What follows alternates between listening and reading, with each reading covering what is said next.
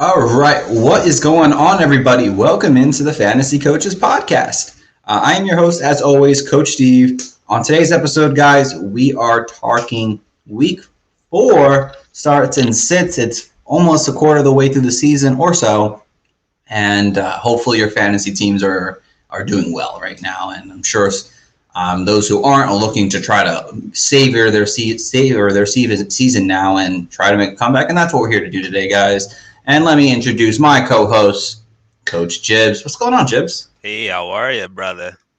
Doing good, man. Doing good. It's Thursday Night Football, man. Battle Right. of the former 1 overall seeds. Yeah, it's gonna be a dumpster fire. This is one of those bootleg Thursday night games that you get, and it's like, I don't know. I'm looking forward to seeing if Joe Burrow and the Bengals kind of which direction to go. If they're going to be more run heavy, or are they going to be using the wide receivers more? But we'll see what they do. But I'm hoping for a Jacksonville win. I'm gonna have to put some money on that. It's possible. And the Bengals are technically in first place of the NFC North, technically speaking, I think.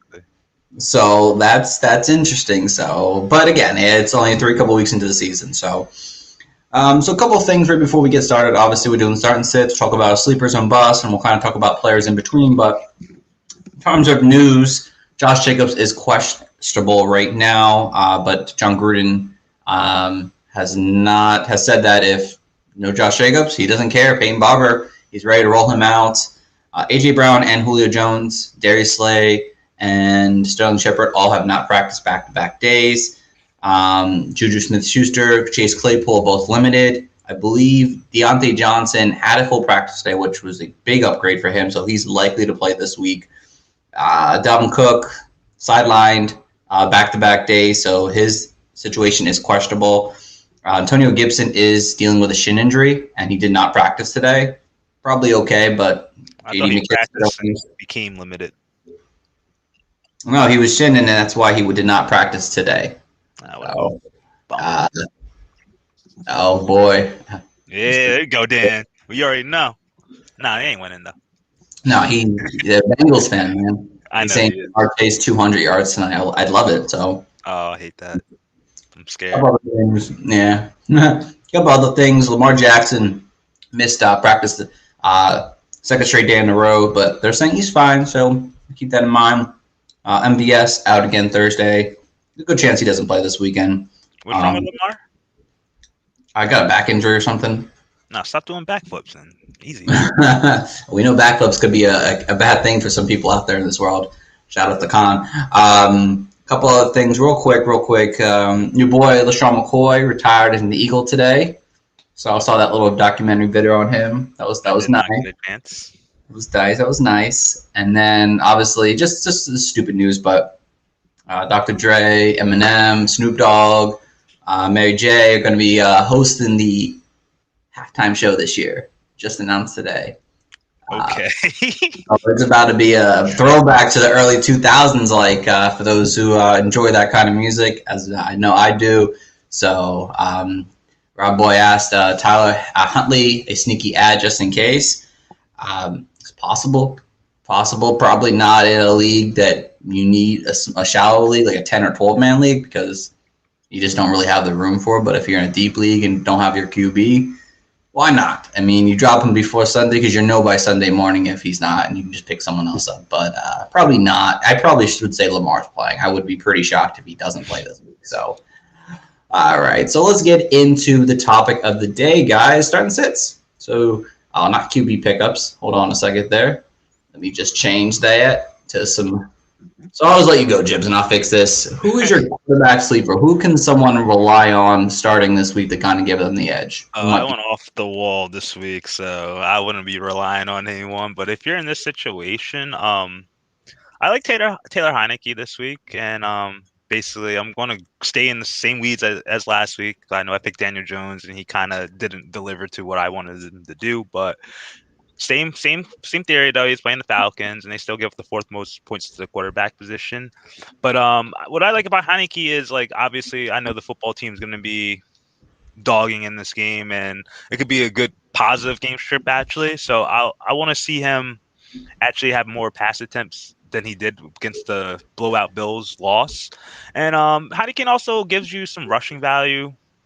Like, it's not much, but still those points add up. And he's rushing over 5 times a game. And then the Falcons already allowed Daniel Jones and both Jalen Hurts to run for, I guess Jalen Hurts got 7 rushes for 62 yards, while Daniel Jones had 8 rushes for 39 yards. And I could see a little avenue for this guy to get maybe 30 yards rushing.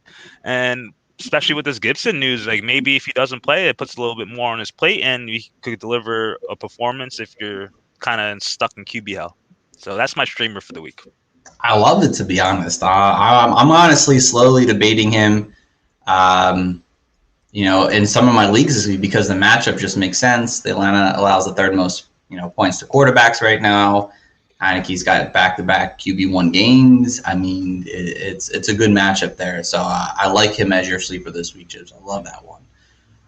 For me, though, I went with a rookie, and it's Mac Jones. And, we're talking about the Tampa Bay Tom Brady showdown, Sunday Night Football. And we obviously all expect that, Tom Brady is going to just maybe destroy this team. Oh, maybe not. We'll see. But the Bucs offense looks legit no matter who they play on offense. So Mac Jones is going to have to throw the ball. The Bucs front seven is just nasty. They've stopped a lot of running backs this season already.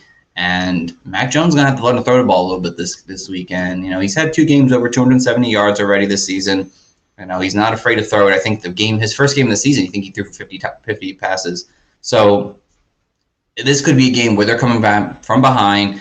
You lose James White now, so you don't have those dunk passes. So he's going to have to air the ball out, and some of those air the ball out downfield is going to work.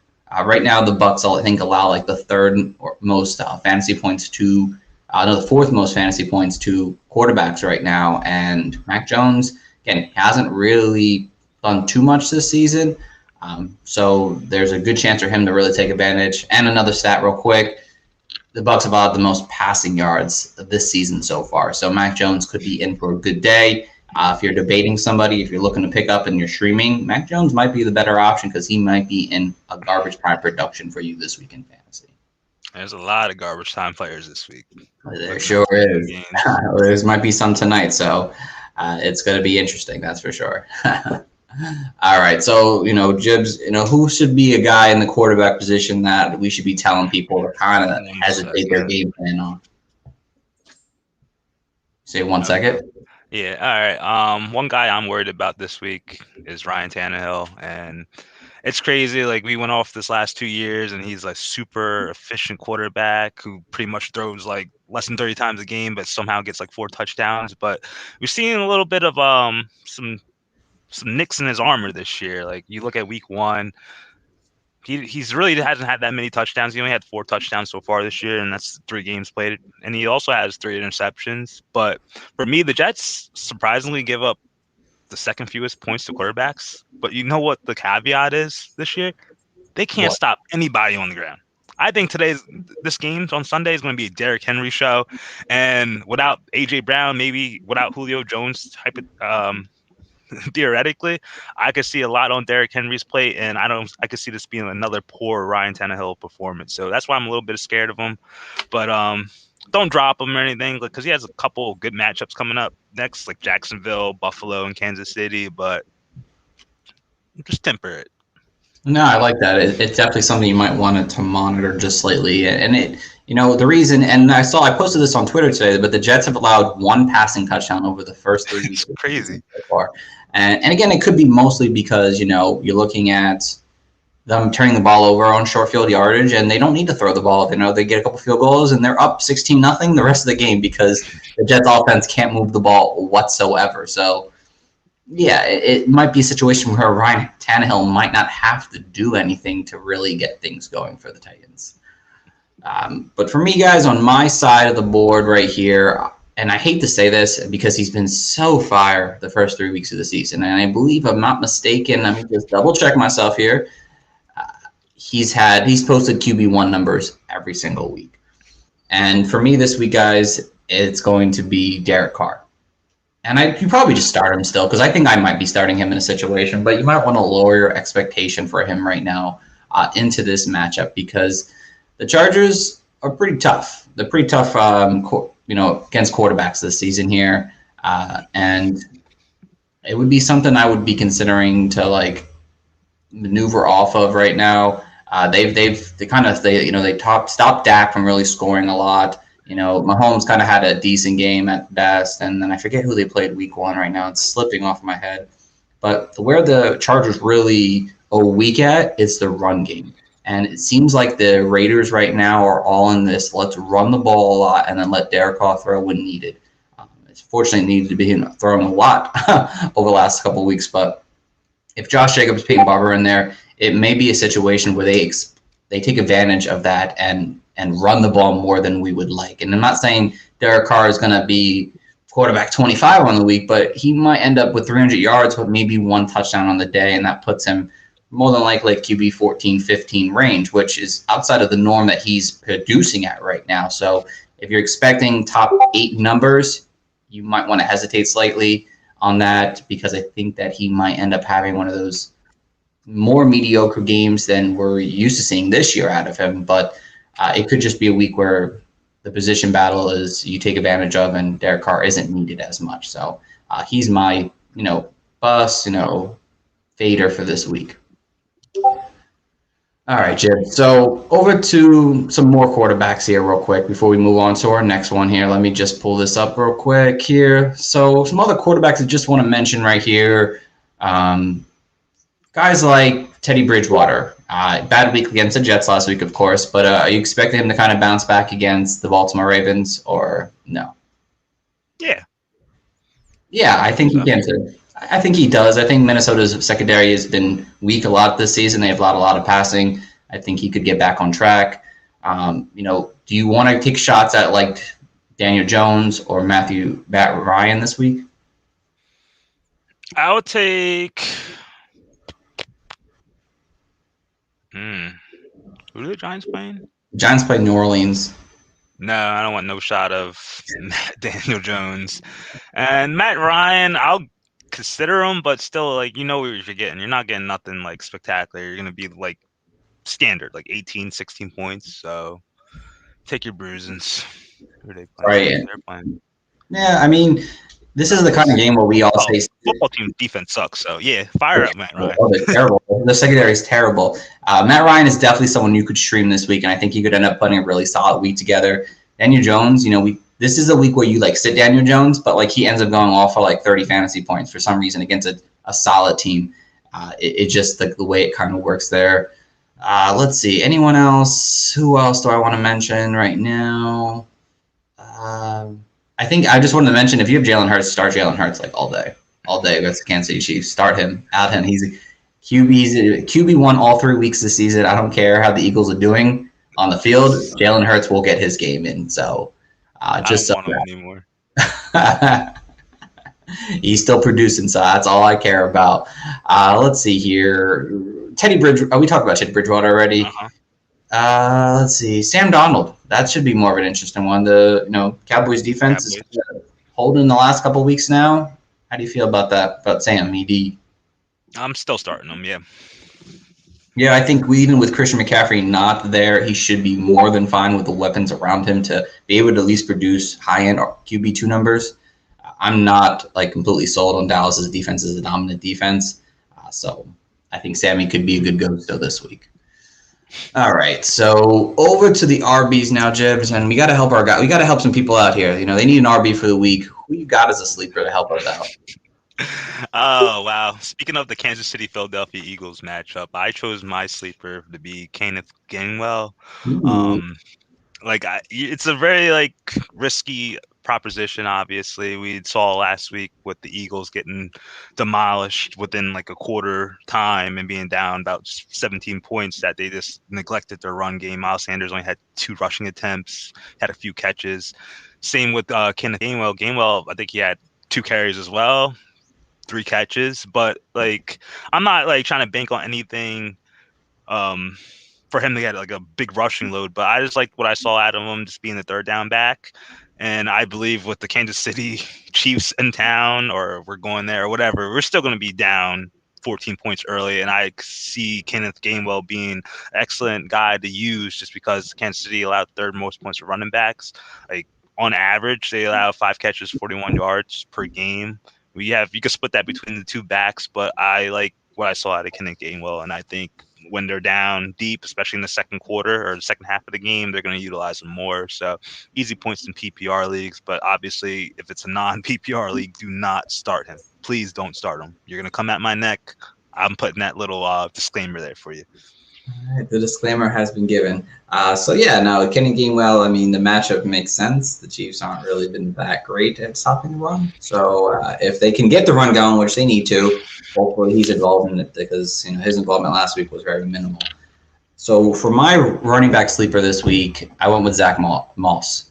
And it's really tough for me to want to say a Bills running back, and not because I'm a Dolphins fan. I love Zach Wilson, so you know that I'm not a biased guy. But with Zach Moss, I mean, it matched up with Houston this week. The Houston have given up rushing yards to running backs this season here so far. And it seems like Zach Moss is kind of taking over right now after we saw maybe Devin Singletary's season was coming. I mean, over the last couple of weeks, this past week, he played more snaps than Singletary. And again, that could be because of the game script. They were ahead by a lot. But what do you expect out of this Houston game? Likely a score where Houston's up 3 touchdowns, probably very early often in this game here. And Zach Moss is probably going to see the carries. And it's so funny because he saw more rushing attempts and more receptions in this game here. And I think he has another opportunity this week to put up really solid RB2 numbers. And he's like down there at RB30 right now for the week. And again, this is a game where they're going to be ahead. So why don't you throw it to Zach Moss and just let things rock? And I think that's what's going to happen with this week in this game. So Zach Moss is my sleeper of the week. All right, Jibs. So, some of our guys out there, they're starting some players at running back, but who should they be avoiding or fading this week at the RB position? I am scared to death, and I have him on my team to start Tyson Williams against Denver Broncos. I'm not going to get it wrong. Denver defense has been pretty damn good the last 3 weeks.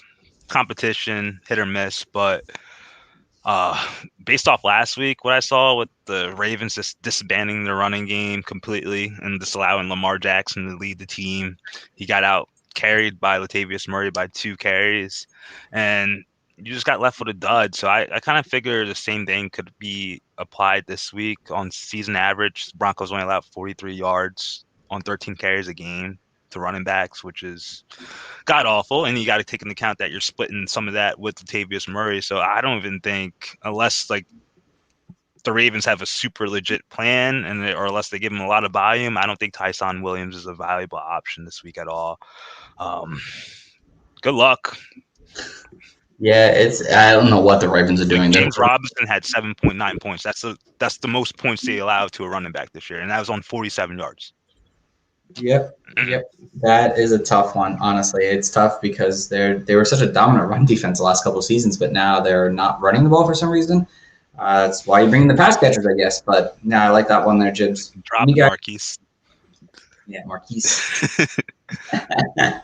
For me, guys, I went with – who did I go with?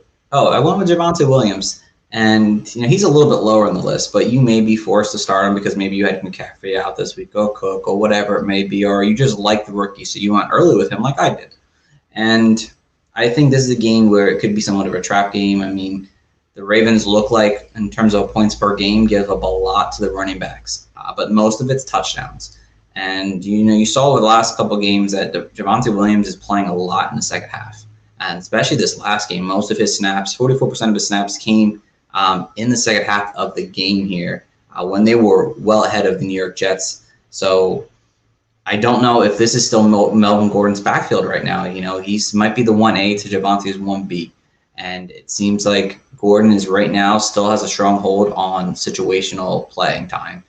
And it might be a situation where Javonte just doesn't get a chance to get in the end zone because they're going to be behind possibly in this game. It might be more of a higher scoring where they can't run the ball as much, where they may be forced to throw it.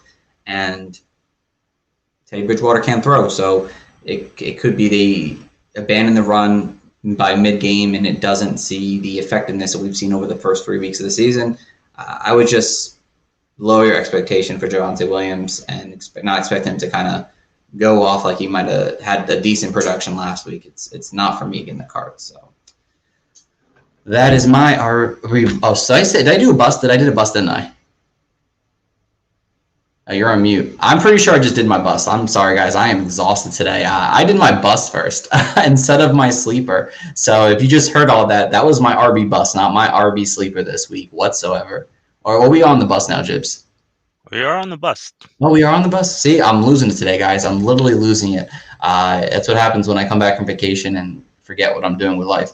But yeah, that was my RB bus. I guess I never switched it over to the next segment here on our live stream. But yeah, that was my RB bus for this week. It's definitely something that I would fade off Javonte Williams if you can. Some of you might have to start him, but just lower your expectations, guys. And Kyle, I saw your comment before. What's going on, buddy? Sucks that we can't see your comments or see if anyone's on our stream on Twitter. For some reason, once StreamYard has to fix that at some point, because I know Periscope was there and they finally got rid of it. I thought they were going to do that in the summer, but guess not. All right, so let's talk about some more RBs that we want to start or sit this week, Jibs, here. And let's start. And again, we try to stay away from like the automatic, yeah, you're going to start this guy and you know you're going to sit him. But some guys that are kind of in the middle this week. But so Chuba Hubbard, big pickup this week, Jibs. Are you starting him against the Dallas Cowboys this week? Fire him up. Fire him up, yes. I completely agree. He's going to see the same Christian McCaffrey workload, or at least 75% to 80% of it at least. So he should be a fine play. Let's see here. Myles Gaskins. He finally had double-digit carries last week, but he does play the Colts. Not the best defense right now. Are you planning on starting him? Nope. Don't trust that backfield at all. Yeah, I'm kind of at flex at best, but I mean he's been an RB3 each week. It's nothing to brag about. I'm not a big fan of Gaskins right now, even as a Dolphins fan. He's not seeing the workload and the efficiency that we saw out of him last year. Mike Davis, you playing Mike Davis and Cordell Patterson against the Washington football team? Flexes. Yeah, they're both flexes, honestly. I mean, I hate both of them. I don't hate them. I actually like Patterson more than Davis, but in PPR leagues especially, that they're valuable. I wouldn't say much in half and standard, but in PPR leagues, they're very valuable because they've been seeing a ton of work in the receiving game. Let's see, who else could we mention here? Damien Harris, you're sitting, right? Yes, without a doubt. Sitting them too. You're sitting all the Bucs running backs. Yeah, I'll sit them. They haven't gotten a rushing touchdown, which is mind-boggling, but that's true. Well, it's because they don't run the ball at all. I know. Do you start Elijah Mitchell if he plays? Too risky. Okay, so if he's out, do you start Trey Sherman? What are they playing? They're playing Seattle, who gives up the second most rushing yards in football right now. I'll flex them. I don't trust that backfield either. Yeah, they're a risky play right now, honestly. I mean, I think if Mitchell plays, yeah, Sherman didn't really look good, but if Mitchell plays, you could flex him, but it's a slight risk with his injury. Trey, I guess you could flex him, but I wouldn't be comfortable playing him after his performance last week. But they do have a very favorable matchup this week, so it's a real boom or bust guy with those running backs right now. Let's see if we can get one more here. Let's see. Do you start Darrell Henderson if he plays? That's tough. If he plays, I'm starting him. Yeah, I'll start him, but I'll definitely consider I don't think he's gonna have a full load though. That's the only thing. I do like Sony if Henderson is out though. He is healthy, so if he was to be out, I'd like Sony as a flex. What about Alexander Madison? If Cook's out, you play him. Yeah, you have to play him. I think. I mean, it's not the greatest matchup, but he's seen 20 carry workload. I mean, he should be a flexible option for sure. So, all right, let's head over to the wide receivers now. Jibs, someone needs a wide receiver sleeper to help lift their team up. What do you got for us, Coach? I'm going with Jacoby Myers this week. Just speaking of your Mac Jones pick for the quarterbacks, and we all know they're playing in Tampa Bay, and you did give the stat that they give up the fourth most points to quarterbacks, but they give up the most points to wide receivers, so they go hand in hand. And I'm going to make the same point with Myers that I did with Gainwell. Like obviously, I think the Patriots are going to be behind catching up, and we did see last week both him and I forget homie's name. Kendrick Bourne, right?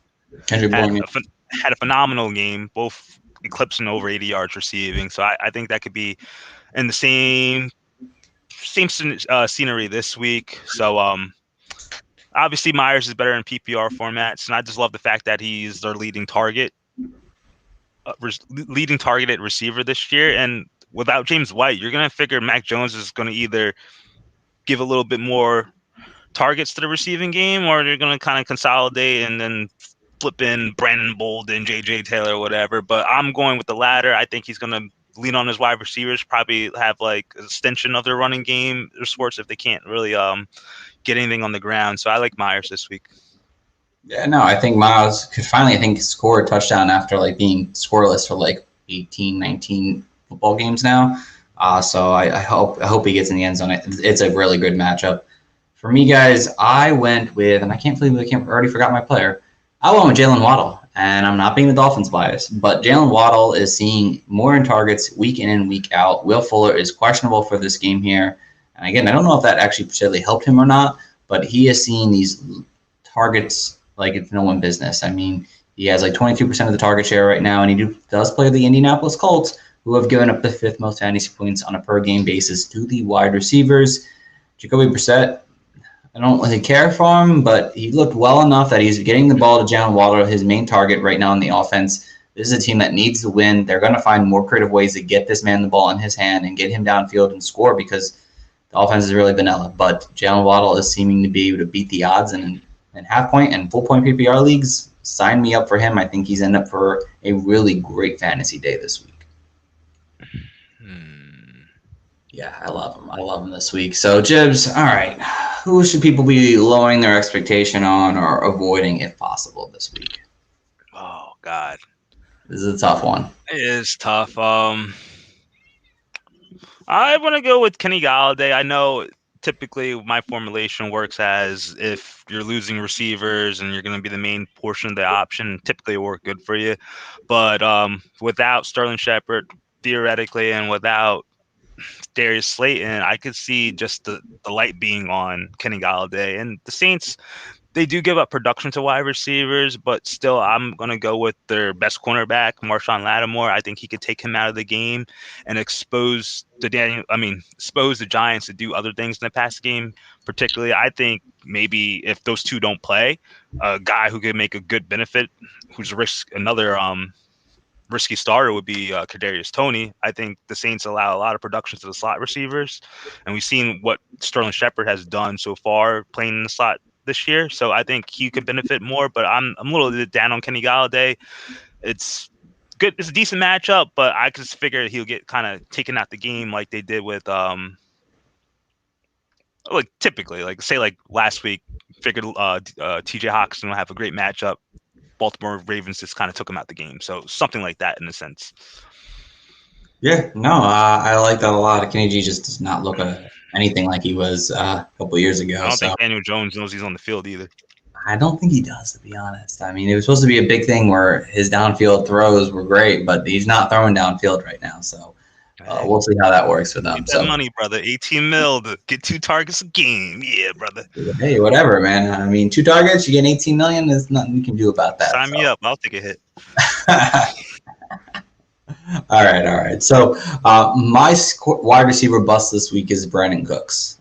For me, Brandon Cooks, he's got a tough matchup. And I think we can say at this point that Brandon Cooks is maybe unmatchable in fantasy. I mean, no matter who his quarterback is, no matter what he's doing, he seems to be able to get fantasy points. But this is a tough matchup. You know, we talked about setting him last week because of Davis Mills, but Davis Mills found a way to get him the ball, and the only guy he went for. But he does play Tre'Davious White from the Buffalo Bills. More than likely, he's going to be lined up across from him. And so far, White has locked down Claypool, Devontae Parker, and Terry McLaurin. And Terry McLaurin went 4 for 60. That's 10 fantasy points and full point PPR. Not horrible, but he also is. Brandon Cooks is also playing with a downgrade at quarterback even more with Davis Mills right now. And again, the Bills are allowing the fewest fantasy points to wide receivers this season already. So it just doesn't really look like a great matchup for me. Again, I think you have to lower your expectation because I think people are going to just want to start him because he's been just so good the first 3 weeks of the season. But you might want to lower your expectation. He's not going to put up the fantasy numbers that we saw these first 3 weeks. So just lower your expectation. And if you had another situation that's better, like I'd start Jalen Waddle this week over Brandon Cooks because I like the situation better. I was thinking my friend tried to get me to trade him. Oh, fuck. It was like a combo. It was like Jalen Waddle, Jalen Reagor, Austin Eckler, and he wanted me to send him. I just got it in my inbox right now. Terry McLaurin, DeAndre Swift, and Jamal Williams. Laughable, right? Yeah. Yeah, so that's what I was just looking at. I'm sorry. Oh, God, no, that's fine. All right. So let's talk about a couple other wide receivers real quick here. Do you start Odell Beckham this week? I like Odell Beckham. I like Odell. Wide receiver 3. Wide receiver 3. Yeah, I like Odell. I think he's a good flex play this week for you. Do you start like Emmanuel Sanders and Cole Beasley? Do you think they're going to get? Yeah, they're flexible. I'd just be careful. I mean, if they end up with the lead early, they might not end up needing to throw the ball. But that's the risk you kind of take with that. So, but they both have a good matchup this week. Hey, what was that? What was that? I was going to say when you got like you know my team. I'm starting Cole Beasley. I lost 5 wide receivers already. So. Sure, you have. I mean, yeah, but Cole Beasley, he just gets targets no matter what. He had 9 grabs last week. I mean, he was good no matter what in the blowout. But just so you guys know. So, what about Brandon Ayuk? He got a touchdown last week, and he has a good matchup against Seattle. Do you trust him yet, or are we out there one more week? I will want to wait one more week, but like if you got some injuries and you need to put him in your flex, I could do that. Yeah, I'll like to see. I think if you're losing, you might as well just take a shot on him and see what's happening. He did see 3 red zone targets last week, so maybe things are turning around for him. He's starting to see more trust in the offense or in the coaching staff. So if you're like in a desperate situation, I would start him. I don't know if I just need another week to see he's actually going to do it. So what about the Denver wide receivers and Sutton and Patrick? Do you start them? I'm starting Sutton as a low-end wide receiver 2. And then Patrick, I like him as a probably high-end flex. Yeah, I'm kind of on the same page. I like to start both of them, honestly. And Tim Patrick has just been so consistent, especially in the red zone. For some reason, he seems to be the guy getting the targets. Put together the Cardinals wide receivers, the 4 of them. I'm starting Hopkins. Based off recency bias. Is Hopkins doing all right with his injury? Has he gotten better? I think he didn't practice yesterday, but I didn't see if he practiced today or not. Okay. I'll go Hopkins, Kirk, Green, Moore in order. Yeah, I'm going to go probably Hopkins, Green, Kirk, and Moore.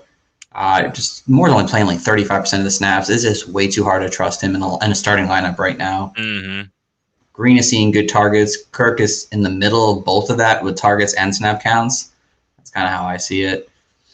Let's see here. What else do we got? Do you start Allen Robinson? Though he's been playing really bad against Detroit. I need to see who that quarterback is. If it's Fields. Fields, no. Dalton, Foles, yeah. Yeah. I did not like what I saw out of that game last week. I know. I think you can start him another week. I think this matchup is good enough to play him. So, same with Darrell Mooney. I think it depends on who the quarterback situation is. You play them.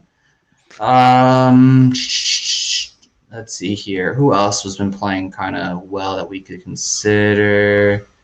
Hold on. Do you start Henry Ruggs? I like what I've been seeing out of Henry Ruggs. I would flex him. I wouldn't start him though. If you need an upside play for the week. because he's been getting targeted deep. There seems to be a connection. He's not like he's just kind of running those routes like he did last year. Like Derek Carr's actually throwing it to him, but obviously we can't just bank. We need a touchdown or something because Carr's just spreading the targets out. Like I see Renfro, like Waller ain't even getting no love for the most part. I need him to. Yeah, I'm with you there, Jibs. I mean, Ruggs has a tough matchup. The Chargers do allow like the third fewest points to wide receivers on the season currently, but the connection seems to be so strong. And I'm not saying he scores a touchdown, but he might end up getting enough yardage to be fantasy relevant in this game here. So I don't hate him as a flex. He definitely isn't more of an upside play. I mean, his ceiling, his floor is not great. So you're shooting for upside on that play. All right, and then let's finish it off here, Jibs, with the tight ends. And who do you have as a sleeper tight end? Because it's tough right now to come with a sleeper tight end. I wrote mine's backwards, but I'm still gonna go with it. Zach Ertz, actually, he's practically a cheaper version of Dallas Goedert that could be found on most waivers. And like I said, we all discussed there's gonna be some points scored in this game, and like Ertz compared to Goddard, it's neck and neck. Ertz has 11% target share in this offense, while Dallas Goedert has a 12% target share in the offense. The difference is one target, right? Then even last week with garbage time, we saw Zach Ertz outperform Dallas Goedert while playing 7 fewer snaps. That I think Zach Ertz had like a 15-point PPR game. Dallas Goedert was just miserable. So if you're in a desperate bind and you really don't want to trust like the Jonnu Smiths of the world, or you can't get your hands on Hunter Henry, or you really don't feel like walking with Jared Cook or some of those other like low end tight end twos, just maybe stick with Zach Ertz. Like he's going to be on the field. I know like it is what it is. He's the second tight end, but he'll still be utilized in the offense. And I think the Chiefs are a so-so matchup for tight ends. So I don't think it's going to be like all bad for them. Right, and it seems like Hurts is leaning towards his tight ends to produce for him. So, and they give up the 12th most points to tight ends. I love that. I love that for sure. All right. So for me, guys, my sleeper to help you guys out this week is Hunter Henry. Weird name to say, but he's definitely probably available in a lot of leagues right now. But if you're looking at the trend of what these two tight ends are doing, Henry is getting better on a per game basis, and Jonnu is falling on a per game basis. The targets are still very similar. They both seem to be the similar target share, but Henry is actually producing with those targets right now. And like we mentioned about Mac Jones earlier on the episode here, that this is a game where they're likely to be behind from, and it seems like Hunter Henry is just doing enough work in a favorable matchup to be able to produce fantasy points for this week. Again, if you play that streaming option, you're looking for someone to give you something, I think Hunter Henry can give you a solid 6-7 points for you in fantasy. Again, it's not a lot, but it really just takes 9 fantasy points to be a tight end 1 nowadays. So he could end up giving you maybe low end tight end 1 numbers, high end tight end 2 numbers. That might be enough for you to help your fantasy week. So Hunter Henry is my sleeper tight end this week. And Jibs, last one here, the tight end busts. Or again, it's really hard to come up with a bust as well, but someone you might want to fade or lower your expectation. This one's going to be a lower expectation because obviously you're not going to start. I mean, you're not going to sit this tight end. And I just chose TJ Hawkinson this week. I mentioned him before. And maybe I'm just a little skeptical of maybe the Baltimore Ravens unlocking a blueprint for other teams to take him out the game. We did see Jared Goff utilize running backs to the utmost degree last week while facing the Ravens. It could have been a matchup thing as well, but the Bears been pretty good against tight ends. They gave up the 9th fewest points to the position. Season averages equates to about 3 catches for 30 yards receiving. So I think TJ Hawkinson is going to be way better than that average, but I don't expect him to, like, if you're looking on your phone or your app and you look at the projections, say ESPN has him at 10 points. I don't think he's going to get anything higher than that, maybe 2% difference, but he's not going to explode and give you a boom game this week. I think he's going to be right above or just below the projection. So, for instance, Tyler Higbee had 5 catches for 68 yards in week 1, and that was the best game. That's 9.5 PPR points. So it's going to be a hard matchup for him. So, but that's good for a tight end, right? The tight end 1 at the end of the day. It's hard to come up with a bust for tight ends because, I mean, you don't really need to do much to be a good tight end, unfortunately. But yeah, lower your expectation on him. Don't expect him to. What his projection is, it's likely not to exceed that. So that's a great way to put it. So for me, guys, my tight end bust or lower expectation, because you're not sitting this guy either, really, is Tyler Higbee. Tyler Higbee right now, he's had 2 or 3 great games. I mean, this is an offense that is high power right now. They're throwing the ball every which way. But the Arizona Cardinals have allowed the second fewest points to tight ends this season, and they've allowed, I think, 48 yards to tight ends all season. Let me just confirm that. Where did I have this? Yes, just 48 yards all season. Now, granted, they played Anthony Firkser. Hasn't really done much. Tyler Conklin, they played. Again, not really hasn't done much there. I can't think of who their other Jags. They don't really have a tight end. So the tight end situations in those first three matchups were pretty much non-existent. But you have a matchup where Tyler Higbee is used, but what I've seen is that Tyler Higbee can be forgotten in the offense there, and that's the one thing that makes me slightly nervous that he's not going to be a week-to-week contributor. I mean, in his 3 games that he's played in so far, he's had 6 targets, 1 target, and 5 targets. That kind of concerns me that he can be game scripted out where he's just not getting the targets and they're going to be throwing to other guys. So for this matchup where they've really just haven't let anything to tight ends at all, it's somewhat of a concern. You might want to lower your expectation for him to be more of a high-end tight end one, but more of a low-end tight end one this week in fantasy for you. So he is going to be my tight end bust of the week or lower expectation guy. So all right, Jibs, let's see. Do we have any tight ends to really talk about, honestly? We might really not, honestly. I mean, you play Mike Gesicki. Do you trust him? You're on mute, my friend. Sorry, I was talking to my wife. Ellen, Mike Gesicki. Depending, Jacoby Brissett's going to be starting, but I really didn't like what I saw out of that game. I watched pretty much the whole game, Steve, and he didn't get cooking until like the fourth quarter when they were like in crunch time and needed to get that last 2 scores, and then he made a lot of his production in overtime. So hopefully that's trends. But if I was in a pinch, I'll start him.